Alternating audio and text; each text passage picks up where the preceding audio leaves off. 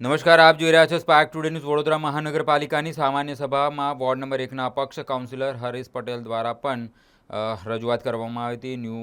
New Ira સ્કૂલમાં current લાગેલા વિદ્યાર્થીના મુદ્દે શાળાના ભાડા કરાર પૂર્ણ થયા હોય કોમર્શિયલ વેરો વસૂલવા તેમના દ્વારા રજૂઆત કરવામાં આવી હતી. પાલિકા દ્વારા કરાતી દબાણ દૂર કરવાની કાર્યવાહી કાયમી સોલ્યુશન લાવવા રજૂઆત કરી છે. સામાન્ય સભામાં વોર્ડ નંબર 1માં સફાઈ કર્મચારીઓની સંખ્યા વધારવા પણ ઉગ્ર રજૂઆત કરવામાં આવી છે।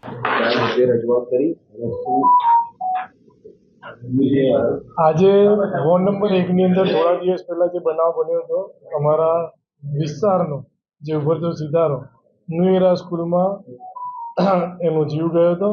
એ સ્કૂલ વિશે અમે રજૂઆત એવી કરી છે કે 10 વર્ષ પહેલાં જેનો ભાડા કરાર પતી ગયો છે, તો 10 વર્ષ સુધી એ સ્કૂલ ઉપર કોઈ એક્શન કેમ નથી લેવામાં આવી?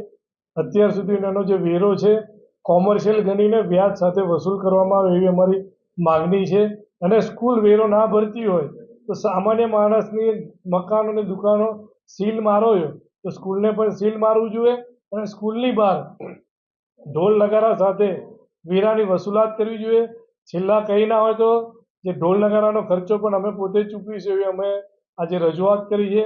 એની સાથે સાથે ચોમાસાની અંદર જ્યારે વરસાદ પડે તો વડોદરા શહેરના લોકોને આશા હોય કે પાણી સારું અને પ્રેશરથી મળશે, પણ વડોદરા શહેર એક અજાયબી શહેર છે કે ચોમાસામાં વરસાદ પડે એટલે 10 મિનિટ પાણીનો કાપ ચાલુ થઈ જાય, તો ફરી ચોમાસાની અંદર 10 મિનિટનો કાપ ના થાય એના માટે આયોજન કરવું જોઈએ, જેથી વડોદરા શહેરના લોકોને ઉનાળામાં તો પાણીની તકલીફ પડે છે, પણ શિયાળા અને ચોમાસામાં પણ તકલીફ ના પડે.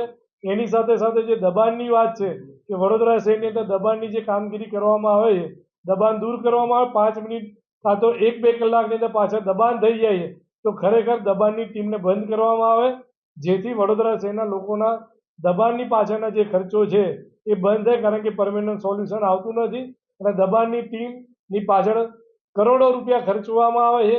એની સાથે સફાઈના મુદ્દાની વાત છે. વોર્ડ નંબર 1ની જે વિસ્તાર છે ભૌગોલિક દ્રષ્ટિએ સૌથી મોટો વિસ્તાર 19 વોર્ડમાં વોર્ડ નંબર 1 છે અને સૌથી ઓછા સફાઈ કર્મચારી વોર્ડ નંબર 1માં છે. તો અમારા વોર્ડની અંદર સફાઈ કર્મચારી વધારવામાં આવે, જેથી વોર્ડની અંદર સ્વચ્છતા સારી રીતે કરી શકે.